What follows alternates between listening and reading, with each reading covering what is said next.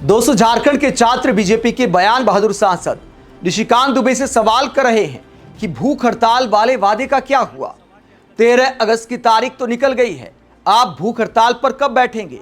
या वादा भूल गए हैं? क्या वादा करके मुकर गए हैं निशिकांत दुबे?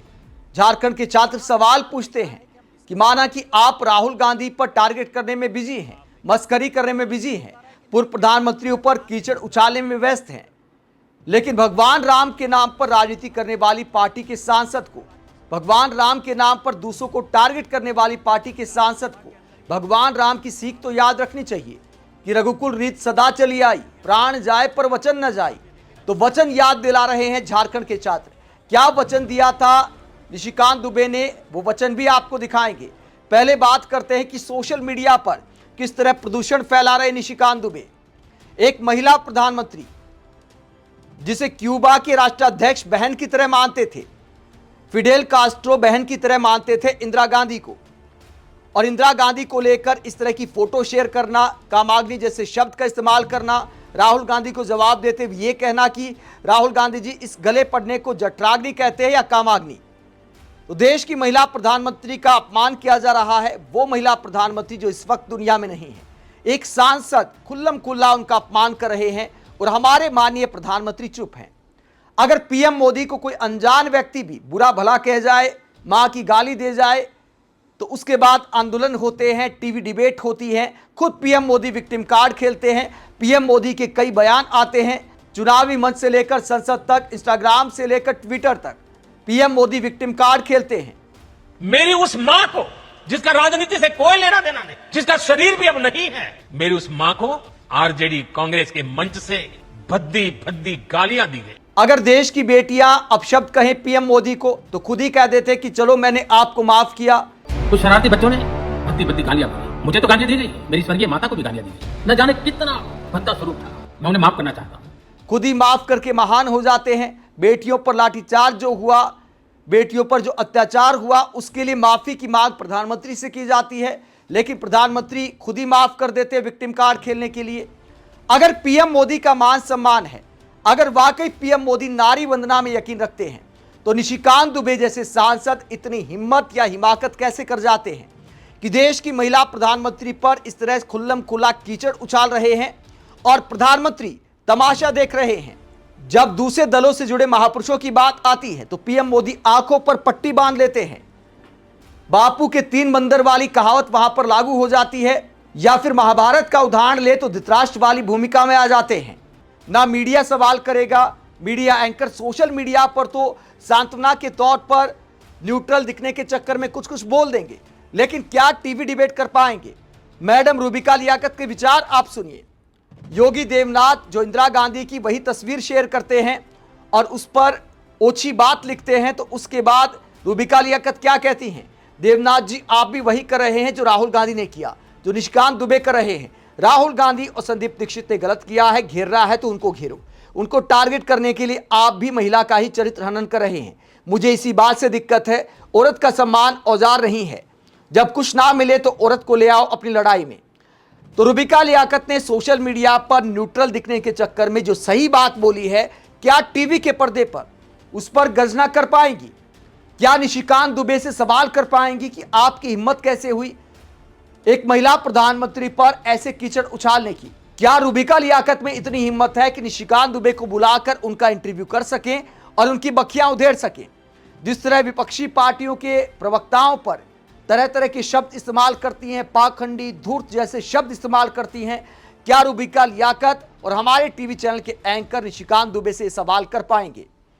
सोशल मीडिया पर एक आध बार गलती से मिस्टेक हो जाती है कि न्यूट्रल बात लिखी जाती है, लेकिन टीवी के पर्दे पर बीजेपी सांसदों को घेरने की हिम्मत नहीं है, इसीलिए ऐसी हिमाकत हो जाती है। निशिकांत दुबे को क्या हमारे मीडिया एंकर मतलब के मुद्दे पर सुना पाएंगे कि भाई साहब भूख हड़ताल वाले वादे का क्या हुआ? जो 13 अगस्त वाला वादा किया था उसका क्या हुआ? झारखंड के छात्र आपका इंतजार कर रहे हैं। माना कि राहुल गांधी को परवाह नहीं है झारखंड के छात्रों की, चलो आपकी बात ऊपर रख ली। भले राहुल गांधी ये साफ बोल चुके हैं कि मैं झारखंड के छात्रों के साथ हूं, छात्रों पर कोई लाठीचार्ज नहीं होना चाहिए था, लेकिन निशिकांत दुबे लगातार राहुल गांधी को घेरने का काम कर रहे हैं।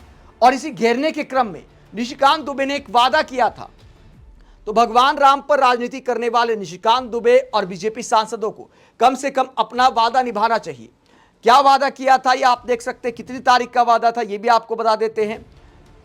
ये वादा था 6 अगस्त 2026 को और आज हो गई है 14 अगस्त, यानी 8 दिन से ज्यादा हो चुके हैं। निशिकांत दुबे ने कहा था कि 13 अगस्त तक यानी संसद चलने तक यदि फैसला नहीं हुआ तो मैं अपने पार्टी से परमिशन लेकर छात्रों के आंदोलन में शामिल होकर अनशन करूंगा। तो यहां पर शब्द नोट करिए, अनशन करूंगा, यानी भूख हड़ताल का ऐलान किया था निशिकांत दुबे ने कि 13 अगस्त तक यानी संसद चलने तक फैसला नहीं हुआ तो मैं अनशन पर बैठ जाऊंगा। लेकिन 13 अगस्त बीत चुकी है, आज 14 अगस्त है, अब तक निशिकांत दुबे ने बिल्कुल भी कोई बयान नहीं दिया है कि मैं कब बैठने वाला हूं भूख हड़ताल पर। जबकि इस ऐलान को लेकर जब खबरें बनी थी तो निशिकांत दुबे किस तरह के दावे कर रहे थे। ये टाइम्स नाउ ने निशिकांत दुबे के ऐलान को खबर बनाया था कि देखिए निशिकांत दुबे ने बड़ी बात बोली है। निशिकांत दुबे ने जिगरा दिखाया है कि अगर 13 अगस्त तक बात नहीं बनी तो मैं भूख हड़ताल पर बैठ जाऊंगा। तो उसके बाद निशिकांत दुबे और बड़ी बात करते हुए कहते हैं युवाओं के भविष्य के लिए भाजपा कोई भी कुर्बानी दे सकती है। तो झारखंड के छात्रों के लिए निशिकांत दुबे कुर्बानी का दावा कर रहे थे। अब झारखंड के छात्र बुला रहे हैं कि भाई साहब बारिश में भी प्रोटेस्ट जारी है। लाठीचार्ज जो हुआ उसके बाद बहुत सारे जो दिल्ली से मीडिया कर्मी गए थे वो वापस अपने घर लौट गए हैं, तो कवरेज भी कम हो गई है। ऐसे में अगर आप भूख हड़ताल पर बैठते हैं, निशिकांत दुबे भूख हड़ताल पर बैठते, तो इस बात में कोई दो राय नहीं कि आंदोलन में एक नई जान आएगी। जिस तरह सोनम वांगचुक की भूख हड़ताल ने मोदी सरकार पर दबाव बनाया था, तो अगर निशिकांत दुबे भूख हड़ताल पर बैठते हैं तो निश्चित तौर पर हेमंत सोरेन सरकार पर दबाव बनेगा। तो निशिकांत दुबे को अपना वादा निभाना चाहिए क्योंकि वहां पर छात्र परेशान हैं।